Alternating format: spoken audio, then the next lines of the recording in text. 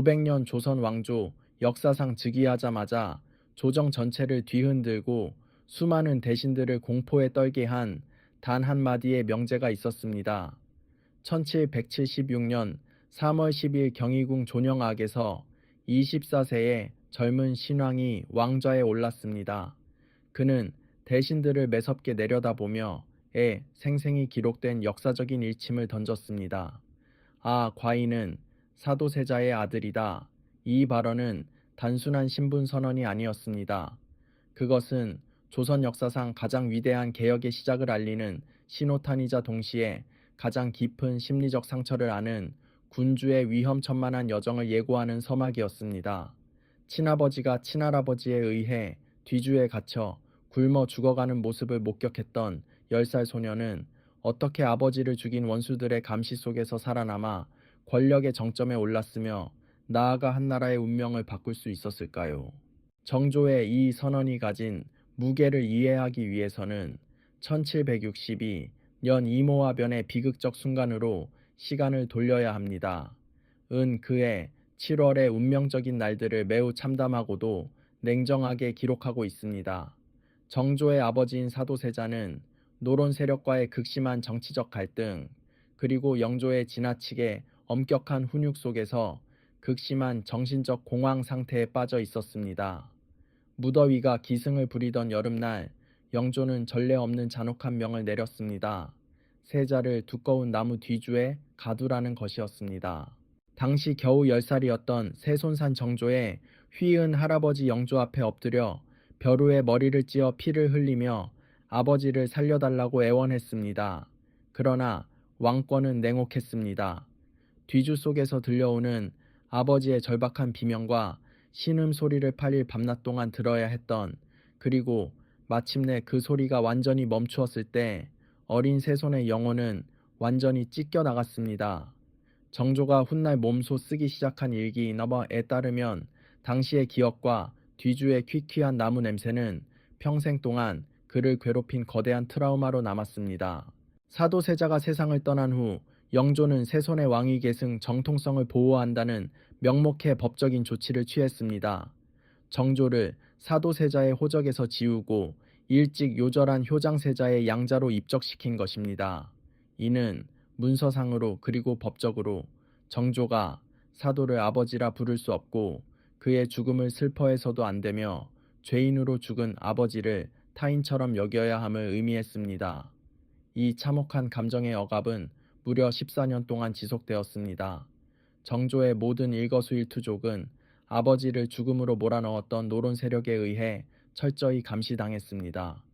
그들은 사도의 아들이 왕위에 오르는 것을 결코 원치 않았습니다. 그 아이가 권력을 잡는 날이 곧 자신들의 심판날이 될 것임을 누구보다 잘 알고 있었기 때문입니다. 세손 시절부터 세자 대리청정에 이르기까지 정조는 현대 역사학자들이 절대적 생존의 시기라 부르는 극한의 상황 속에서 살아야 했습니다. 홍인안, 정훈겸 등 노론의 권력자들은 정조를 폐위시키기 위해 온갖 수단을 동원했습니다. 악의적인 소문을 퍼뜨리고 내시들을 매수했으며 심지어 세자의 침전인 존영악에 자객을 침투시키기까지 했습니다. 실록의 기록에 따르면 정조는 밤에도 감히 골룡포를 벗지 못했고 침상에 눕지 못한 채 등잔불 아래에서 밤새 책을 읽었으며 칼을 항상 손이 닿는 곳에 두었다고 합니다. 독살의 위협이 늘 도사리고 있었기에 철저히 검증되지 않은 음식은 입에 대지도 않았습니다. 그러나 정조는 그 공포의 어둠 속에서 원망이나 폭주를 선택하지 않았습니다. 대신 그는 학문을 선택했습니다. 정조를 조선 왕조 통틀어 가장 학식이 깊은 군주 중 한 명으로 평가하며 과거 집현전에 내로라 하는 학자들을 능가했다고 전합니다. 그는 유교 경전병법, 지리천문학 등 수천 권의 책을 섭렵했습니다. 차가운 새벽녘에 넘기던 책장 한 장 한 장은 미래의 개혁 군주로서의 강철 같은 의지를 다지는 벽돌이 되었습니다. 그는 수십 대에 걸쳐 뿌리 깊게 박힌 정치 세력을 상대하기 위해 일시적인 분노나 폭력은 파멸만을 가져올 뿐이라는 것을 잘 알고 있었습니다. 그에게 필요한 것은 먹이를 노리는 호랑이와 같은 인내심이었습니다. 1776년 영조가 승하하자 조정은 숨을 죽였습니다. 노론 세력은 지난 14년간 순종하고 침묵해온 젊은 왕을 쉽게 통제할 수 있을 것이라 믿었습니다. 그러나 그것은 오판이었습니다. 경희궁 조정에 울려 퍼진 과인은 사도세자의 아들이다라는 일갈은 마른 하늘의 날벼락처럼 대신들의 허를 찔렀고 오랫동안 쓰고 있던 인내의 가면을 완전히 벗겨냈습니다. 그 한마디는 아버지의 원한 어머니의 눈물, 그리고 이 왕조의 정의를 단 한순간도 잊은 적이 없다는 선언이었습니다. 조선 역사상 가장 치열한 정치적 전쟁이 이 순간 본격적으로 시작되었습니다. 하지만 이제 막 왕위에 오른 고독한 젊은 군주는 수십 년간 조정을 장악해온 거대한 권신 세력을 상대로 과연 무엇을 할 수 있었을까요? 신왕 정조의 선언이 끝나자마자 한양 조정의 공기는 순식간에 얼어붙었습니다. 과거 이모 화변에 가담했던 자들은 자신들의 목숨이 얼마 남지 않았음을 직감했습니다. 앉아서 죽음을 기다릴 수 없었던 노론 벽파 세력은 결국 가장 극단적이고 무모한 선택을 내리게 됩니다. 바로 국왕 암살 시도였습니다. 정조 즉위 1년째 되던 1777년 7월 23일 밤 정조가 밤늦게까지 책을 읽던 존영학에서 조선 역사를 뒤흔든 전대미문의 사건이 발생합니다. 은 그날 밤에 긴박함을 소름 끼치도록 생생하게 기록하고 있습니다.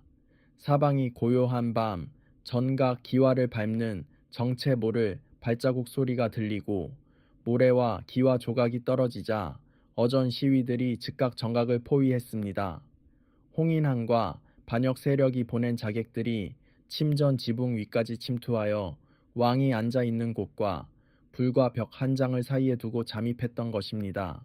궁궐 삼엄한 경비 속에서 국왕의 목숨이 직접적으로 위협받은 이 사건은 조선 왕조 역사상 유례를 찾아보기 힘든 충격적인 일이었습니다. 그러나 정조는 공포에 질리는 대신 소름 끼칠 정도의 냉정함을 유지했습니다. 그는 이 사건을 오히려 정치적 판도를 뒤집는 법적 발판으로 삼았습니다. 조정의 안정을 해치는 무분별한 피해 숙청 대신 대명률과 국법에 따른 엄격하고 정당한 처벌을 택했습니다. 암살을 배후 조종한 홍인한 정우겸을 비롯한 핵심 역당들과 그 수하들이 차례로 권력을 박탈당하고 사사되거나 유배되었습니다. 14년 동안 칼을 갈아온 정조의 인내심이 빛을 발하는 순간이었습니다. 그는 맹목적인 개인적 복수심이 아니라 왕조의 법치와 정의를 명분으로 내세워 조정의 악성 종양을 제거해 나갔습니다. 직접적인 반역 세력을 1차적으로 진압한 후 정조는 몇 명의 권신을 제거하는 것만으로는 수백 년간 썩어 들어간 정치 체제를 근본적으로 바꿀 수 없다는 사실을 절감했습니다. 보수적인 양반 사대부 세력에 맞서기 위해 그는 자신만의 학자 그룹, 즉 국왕에게 절대적으로 충성하는 전략적 두뇌가 필요했습니다. 이에 정조는 즉위 직후인 1776년 9월 규장각을 창설했습니다. 표면적으로는 선왕들의 어제와 어필을 보관하는 왕실 도서관이었으나 실질적으로는 정조가 당대 최고의 천재들을 모아 국가의 핵심 정책을 연구하도록 만든 최고 정책 연구 기관이자 왕립학술원이었습니다. 규장각의 가장 특별하고도 혁명적인 점은 출신을 불문하고 인재를 등용하겠다는 정조의 파격적인 용인술에 있었습니다. 당시 조선 사회는 신분제가 극도로 엄격하여 아무리 재능이 뛰어나도 서자 출신 서얼들은 멸시를 받았고 조정의 요직에 나아갈 수 없었습니다. 정조는 이 완고한 편견의 벽을 과감히 허물어뜨렸습니다. 그는 서얼 허통목을 반포하여 이덕무, 유득공, 박제가 등 사회 변두리로 밀려나 있던 서얼 출신의 천재 학자들을 규장각 검서관으로 정력 발탁했습니다. 사회로부터 외면당했던 이들은 국왕이 보여준 무한한 신뢰와 기회에 감격하여 온 힘을 다해 보필했습니다. 이들을 중심으로 규장각은 공리공론에 치우친 성리학 대신 백성들의 삶을 풍요롭게 하고 나라를 부강하게 만드는 실천적 학문인 실학의 요람으로 거듭나게 되었습니다.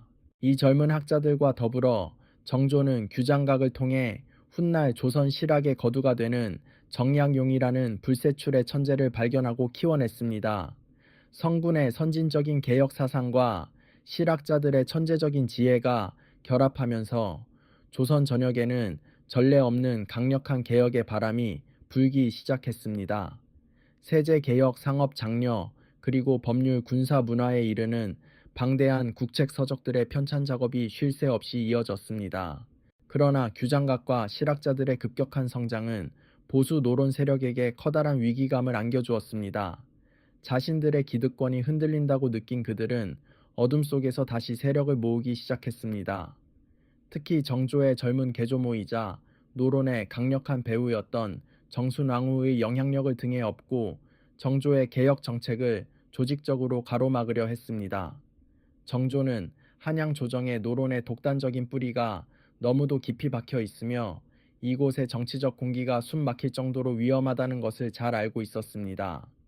세도 정치에 휘둘리지 않고 백성이 주인되는 완전히 새로운 조선을 건설하기 위해서는 고도 한양을 벗어난 더욱 과감한 행보와 위대한 상징물이 필요했습니다. 그리하여 젊은 군주의 가슴 깊은 곳에서 오랜 시간 준비되어 온 천재적인 계획이 마침내 구체화되기 시작했습니다. 조선의 건축과 군사 지도를 영원히 바꿀 위대한 대역사가 시작되려는 순간이었습니다. 1789년 정조 13년 조정 전체를 또 한 번 충격에 빠뜨린 국왕의 어명이 내려졌습니다. 정조는 배봉산에 초라하게 묻혀있던 아버지 사도세자의 묘소를 조선 최고의 명당이자 정기가 서린 수원 화산으로 이장하겠다고 발표했습니다. 이 묘소 이장은 단순히 어버이에 대한 효심을 실천하는 것을 넘어 철저하게 계산된 정조의 천재적인 정치적 포석이었습니다. 정조에게 있어 수원은 단순히 아버지가 편히 쉴 공간이 아니었습니다. 그는 이곳을 한양의 보수 권력자들의 송위가 닿지 않는 제2의 수도, 즉 새로운 정치 경제 군사의 중심지로 육성하여 노론의 세도 정치를 완전히 타파하고자 했습니다. 이 원대한 이상을 실현하기 위해 1794년 조선 역사상 가장 거대한 국책 사업인 수원 화성 축성이 시작되었습니다. 에 따르면 정조는 규장각의 젊은 천재 학자이자 시대를 앞서간 과학적 안목을 지닌 정약용에게 화성 설계와 총지휘의 중책을 맡겼습니다. 성군의 명을 받은 정약용은 밤낮으로 동서양의 건축 및 과학 서적을 연구했습니다. 명나라와 청나라의 축성 기술은 물론 서양 선교사들이 들여온 과학 이론서까지 섭렵하며 조선 역사상 전무후무한 완벽한 성곽 설계도를 완성해 나갔습니다. 수원 화성은 기존 조선의 그 어떤 성곽과도 궤를 달리했습니다. 강력한 군사적 방어 기능과 건축학적 아름다움이 완벽하게 조화를 이룬 걸작이었습니다. 총 길이 5.7km에 달하는 성벽을 따라 포루 공심도 남문 등 40여 개가 넘는 견고한 방어시설이 촘촘히 배치되었습니다. 이 거대한 공사를 가능하게 한 핵심은 바로 혁명적인 과학기술의 도입이었습니다. 정약용은 도르래의 원리를 이용해 수천 파운드에 달하는 거대한 돌을 적은 힘으로도 쉽게 들어 올릴 수 있는 거중기를 발명했습니다. 이 거중기와 유형거의 활약 덕분에 당초 10년 이상 걸릴 것으로 예상되었던 대공사는 불과 2년 9개월 만에 기적적으로 완공되었습니다. 화성 축성 과정에서 가장 놀랍고도 정조의 인본주의적 사상이 잘 드러나는 대목은 바로 인력 관리였습니다. 백성들을 강제로 동원해 고열을 짜내던 이전 왕조들의 부역 방식과 달리 정조는 공사에 참여한 모든 석수와 백성들에게 정당한 임금을 전액 지급하도록 명했습니다. 화성 공사의 모든 과정을 글과 그림으로 상세히 기록한 에에 따르면 정조는 무더운 여름날 공사장의 노동자들을 위해 더위를 이길 수 있는 약 척서단을 직접 내려보냈고 겨울에는 방한복을 지급했습니다. 그는 성은 백성을 보호하기 위해 쌓는 것이니 백성의 피와 눈물로 성을 쌓아서는 안 된다고 강조했습니다. 이 민본주의 사상은 화성을 단순한 돌벽이 아닌 군주와 백성의 마음이 하나로 뭉친 신뢰의 상징으로 만들었습니다. 1795년 화성이 완공되자 정조는 어머니 해경궁 홍씨의 회갑 60세를 맞아 수원으로 8일간의 역사적인 행차를 단행했습니다. 이 행차는 의궤 도첩에 매우 상세하고 웅장하게 기록되어 있습니다. 자객을 피해 침전에 숨어 지내야 했던 과거의 나약한 세손이 아니었습니다. 정조는 6천 명이 넘는 대규모 수행원들을 거느리고 백성들의 열렬한 환호 속에서 당당히 한양거리를 지나 수원에 입성했습니다. 그리고 새로 완성된 화성에서 자신이 노론의 군사권을 압도하기 위해 직접 키워낸 최정예 친위 부대 장용영의 대규모 군사훈련을 주재했습니다. 화성 서장대에 올라 위풍당당한 갑옷을 입고 군사들을 지휘하는 정조의 눈빛은 매서웠습니다. 그것은 그의 권력의 정점이었으며 과거 뒤주 앞에서 울부짖던 가련한 소년이 이제 조선의 진정한 주인이 되었음을 선포하는 순간이었습니다. 이 장엄한 군사훈련은 한양의 보수 세력들을 향한 단호한 경고였습니다. 국왕에게는 이제 그 어떤 적도 뚫을 수 없는 견고한 성곽과 강력한 군대, 그리고 지고지순한 백성들의 지지가 있음을 똑똑히 보여준 것입니다. 대개혁의 완성과 조선의 황금기가 눈앞에 다가온 듯 했습니다. 그러나 정조가 자신의 이상향을 완전히 실현하기 위한 마지막 한 걸음을 내디디려던 순간 조선의 하늘에 예상치 못한 거대한 운명의 먹구름이 들이우기 시작했습니다.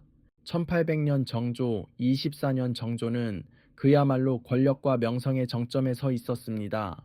수원 화성은 당당한 개혁의 상징으로 우뚝 솟아 있었고 국왕의 친위 부대인 장용영은 왕권을 철통같이 수호하고 있었으며 규장각의 실학자들은 국가의 틀을 바꿀 것이적인 경제 및 토지 개혁안을 완성해 가고 있었습니다.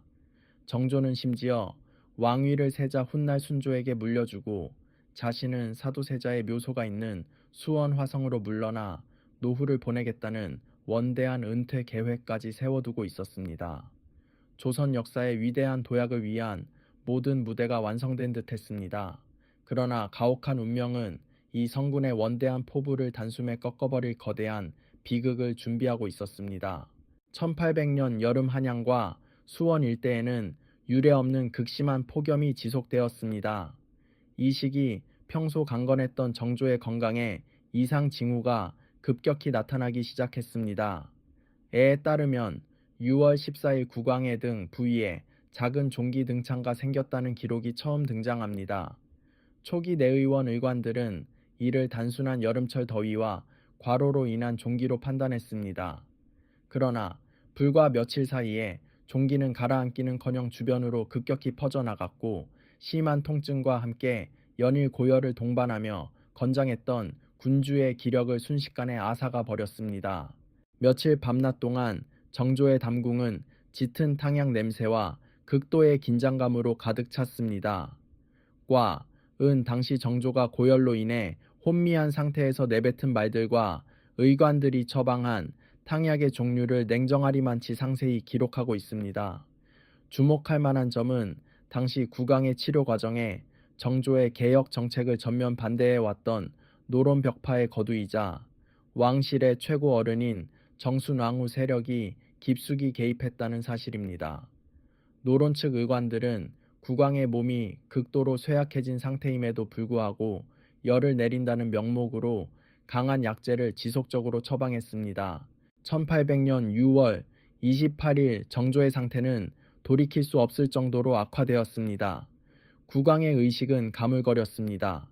바로 그날 오후 정순왕후는 이해할 수 없는 기괴한 명을 내립니다.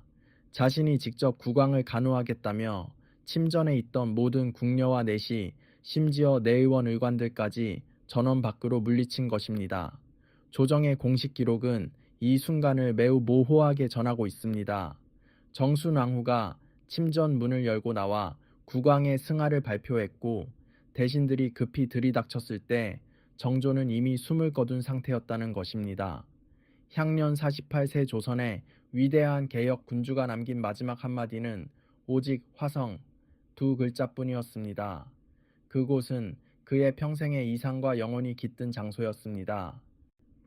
노론의 기득권을 타파할 결정적인 개혁을 목전에 두고 48세라는 한창 나이에 맞이한 정조의 급작스러운 죽음은 당시 백성들과 소론 실학자들 사이에서 거대한 의혹의 폭풍을 불러일으켰습니다. 평소 학식이 깊고 철저한 자기관리로 다져진 강건한 체구의 왕이 과연 단순한 등창으로 이토록 허망하게 세상을 떠날 수 있는가에 대한 의문이었습니다. 연해 정순왕후와 노론 벽파가 국왕의 탕약에 비소나 수은 성분의 독약을 섞었다는 정조 독살설은 이후 수백 년 동안 조선 왕조 역사상 가장 거대한 미스터리로 남게 되었습니다. 정조의 승하는 단순한 한 군주의 죽음이 아니었습니다.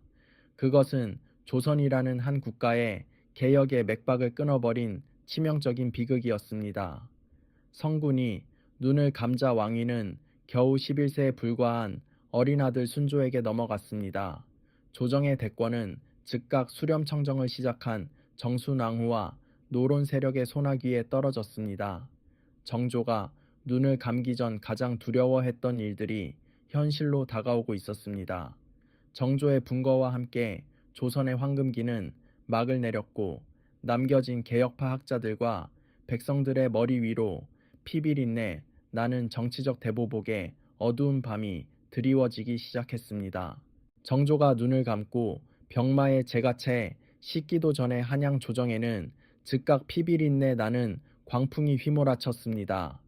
1800일 연 어린 순조가 즉위하고 정순왕후의 수렴청정이 시작되자마자 노론 벽파 세력은 신유박교환 신유박해이라는 전대미문의 대탄압을가 가동했습니다. 서학 천주교를 배척한다는 명분을 내세웠지만 실질적으로는 정조의 수족이었던 남인 계열의 개혁파 학자들을 일망타진하기 위한 정치적 학살이었습니다. 조선 왕조 최고의 천재적 두뇌였던 정약용은 강진의 황량한 유배지로 쫓겨나 무려 18년 동안 가혹한 유배 생활을 해야 했습니다. 정조의 자랑이었던 최정예 친위 부대 장용영은 해체되었고 개혁의 요람이었던 규장각은 정치적 기능을 완전히 박탈당한 채 껍데기만 남은 도서관으로 전락했습니다. 신분가 출신에 구애받지 않고 인재를 등용하여 백성이 주인되는 부강한 나라를 만들고자 했던 정조의 원대한 꿈은 그의 죽음과 함께 피어나지도 못한 채 짓밟히고 말았습니다. 후대의 역사학자들은 이 시기를 조선 역사상 가장 뼈아픈 후퇴의 시기로 평가합니다. 정조의 사후 조선은 외척 가문들이 권력을 독점하고 국정을 농단하는 세도 정치의 암흑기로 급격히 추락했습니다. 법치와 왕권은 무너졌고 19세기 내내 이어진 매관매직과 삼정의 문란 그리고 기술 발전의 정체는 결국 조선이 근대화의 골든타임을 놓치고 20세기 초 망국의 비극을 맞이하게 되는 결정적 원인이 되었습니다. 이 모든 참담한 미래는 어쩌면 1800년 그 운명의 밤 성군이 마지막 숨을 거두었을 때 이미 예견된 일이었을지도 모릅니다. 그러나 보수 세력은 폭력으로 정조의 정책을 지울 수 있었을 망정 그가 역사의 대지에 깊이 심어놓은 개혁의 사상과 가치까지는 결코 지우지 못했습니다. 수원의 화성은 영육의 세월 속에서도 그리고 20세기 한국전쟁의 참혹한 포화 속에서도 굳건히 제자리를 지켜내며 살아남았습니다. 성벽 바위에 새겨진 정교한 치석의 흔적들과 과학적인 방어 구조는 당대 최고 수준의 과학기술을 증명할 뿐만 아니라 백성을 군대보다 먼저 아꼈던 한 군주의 따뜻한 애민 정신을 전하는 돌로 쓴 상소문과도 같습니다. 19세계 과학 건축의 정수로 인정받은 수원 화성은 1997년 유네스코 세계문화유산으로 등재되며 인류가 함께 보존해야 할 위대한 문화적 걸작으로 세계에 우뚝 섰습니다.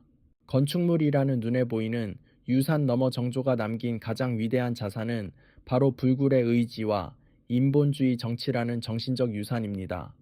깊은 마음의 상처를 아는 가련한 새손에서 시작해 한 나라의 성군이 되기까지 그는 진정한 권력이 독재나 피해 숙청이 아닌 깊은 학문적 소양과 끈질긴 인내 그리고 백성을 향한 무한한 자애로움에서 나온다는 것을 몸소 증명해 보였습니다.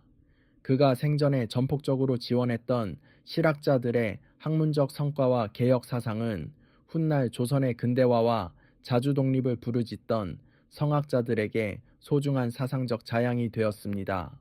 역사에는 만약이라는 가정이 존재하지 않으며 우리는 이미 지나간 과거를 바꿀 수 없습니다.